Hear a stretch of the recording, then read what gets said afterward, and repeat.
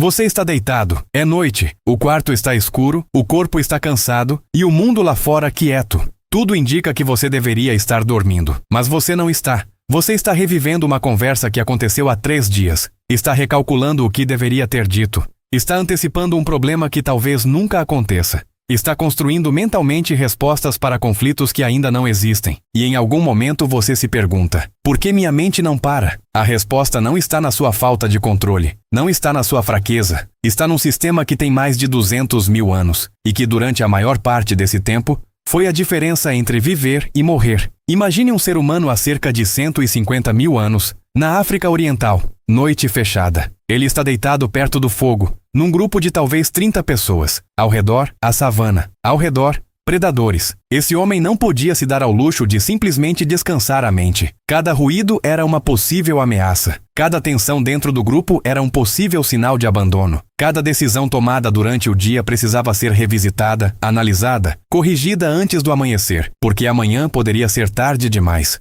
Os neurocientistas chamam esse sistema de Default Mode Network, a rede de modo padrão do cérebro. É uma rede de regiões cerebrais que se ativa justamente quando você não está focado em nada externo, quando você fecha os olhos, quando você deixa a mente vagar. E o que ela faz? Ela simula, ela revisa o passado, ela projeta o futuro, ela ensaia situações sociais, ela testa cenários de perigo. Um estudo publicado no Journal Science, liderado pelo psicólogo Matthew Killingsworth e pelo filósofo Daniel Gilbert, da Universidade de Harvard, descobriu que seres humanos passam quase 47% do tempo acordados com a mente vagando, não pensando no que estão fazendo no momento presente. Quase metade da vida consciente. E o dado mais desconcertante não foi esse. Foi o seguinte: quando a mente vagueia, as pessoas tendem a se sentir menos felizes, independente do que estejam fazendo ou pensando. Mas então, por que a evolução preservou esse sistema com tanto cuidado? Por que o cérebro insiste em simular, revisar e antecipar mesmo quando isso parece nos fazer mal? Porque durante a maior parte da existência humana, esse sistema não estava nos fazendo mal, estava nos mantendo vivos. Os pesquisadores chamam isso de função de simulação defensiva. E ela opera numa lógica simples e brutal. É melhor antecipar 1000 perigos que nunca aconteceram do que deixar passar um único perigo real. Pense no custo de cada erro possível. Se você antecipa um predador que nunca aparece, você perdeu uma noite de sono. Se você não antecipa um predador que aparece, você morre. Se você ensaia um conflito social que nunca ocorre, você ficou tenso à toa. Se você não ensaia um conflito social real e diz a coisa errada na hora errada, você pode ser expulso do grupo. E na savana, isso também era uma sentença de morte. O cérebro aprendeu ao longo de incontáveis gerações que o custo de se preocupar à toa é infinitamente menor do que o custo de não se preocupar quando deveria. E esse aprendizado está impresso em você, não como hábito, como estrutura. O neurocientista Joseph Ledoux, da Universidade de Nova York, passou décadas mapeando os circuitos do medo no cérebro humano. O que ele descobriu é perturbador na sua elegância. A amígdala, a região do cérebro responsável por detectar ameaças, reage antes que o córtex pré-frontal, a parte pensante e racional, tenha qualquer chance de processar o que está acontecendo. Em outras palavras, você sente o perigo antes de pensar sobre ele. Você já está em modo de sobrevivência antes de decidir se há algo para sobreviver. O pensamento excessivo não é o seu cérebro saindo do controle, é o seu cérebro fazendo exatamente o que foi treinado para fazer. Só que o ambiente mudou,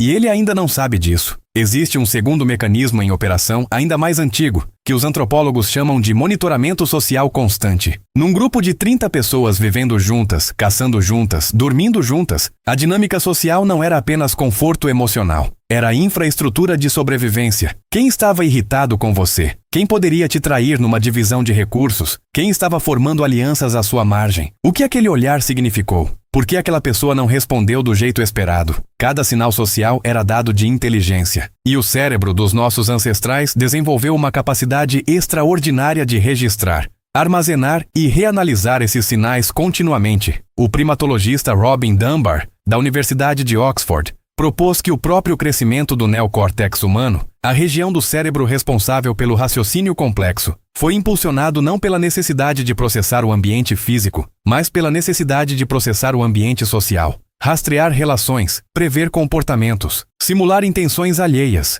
Em outras palavras, seu cérebro cresceu para pensar nos outros, para antecipá-los, para reanalisar o que disseram e o que quiseram dizer. E é exatamente o que acontece quando você fica repassando uma mensagem de texto na sua cabeça por horas, quando você não consegue parar de pensar no que aquela pessoa quis dizer com aquele silêncio. Quando você ensaia versões alternativas de uma conversa que já terminou, isso não é fraqueza. É o seu neocórtex fazendo aquilo para o qual foi moldado por centenas de milhares de anos de pressão evolutiva. O problema não é o sistema, é que o sistema não consegue distinguir entre uma ameaça de predador e uma ameaça de notificação sem resposta. Há um terceiro elemento nessa equação que raramente é mencionado. O que os psicólogos evolutivos chamam de viés de negatividade. O cérebro humano não processa experiências positivas e negativas com o mesmo peso. Ele nunca fez isso. Em ambientes ancestrais, ignorar um fruto venenoso era fatal. Ignorar um fruto nutritivo era apenas uma refeição perdida. Então, o cérebro aprendeu a registrar ameaças, erros e experiências negativas com muito mais intensidade e duração do que experiências positivas equivalentes.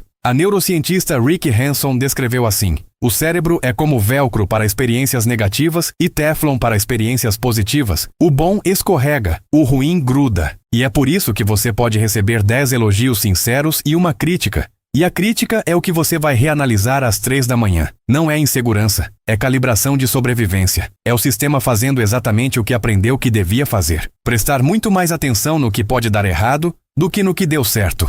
O que deu certo já passou. O que pode dar errado ainda está por vir e precisa ser analisado, ensaiado, previsto. E aqui está o que muda tudo. Se você já se viu exausto da sua própria mente, se você já quis, em algum momento, simplesmente desligar o pensamento, se você já sentiu que algo estava errado em você porque não conseguia parar de pensar, a verdade é esta: o seu cérebro não está quebrado. Ele está funcionando exatamente como foi projetado para funcionar. Esse sistema que te mantém acordado, revisando o passado e antecipando o futuro, é o mesmo sistema que manteve seus ancestrais vivos, noite após noite durante milênios. É o mesmo sistema que permitiu que eles formassem grupos sociais complexos, antecipem traições, resolvessem conflitos antes que se tornassem violentos, sobrevivessem a ambientes onde um único erro podia ser o último. Você não pensa demais porque é fraco. Você pensa demais porque carrega, dentro da sua cabeça, a herança de todos os que sobreviveram antes de você. O pensamento não é o inimigo. É a prova de que o sistema funcionou. Mas existe uma pergunta que ninguém faz, e que talvez valha mais do que qualquer resposta. Se o cérebro evoluiu durante centenas de milhares de anos para simular perigos num mundo de savana, predadores e grupos pequenos e frágeis, o que acontece quando esse mesmo cérebro acorda num mundo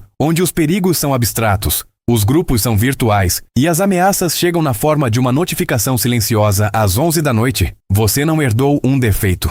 Você herdou um instrumento afinado para um mundo que não existe mais. E talvez a questão mais humana de todas não seja como parar de pensar, mas o que significa carregar dentro de você toda essa memória ancestral de sobrevivência num mundo que já não precisa mais dela da mesma forma. Talvez o pensamento excessivo não seja um problema a resolver.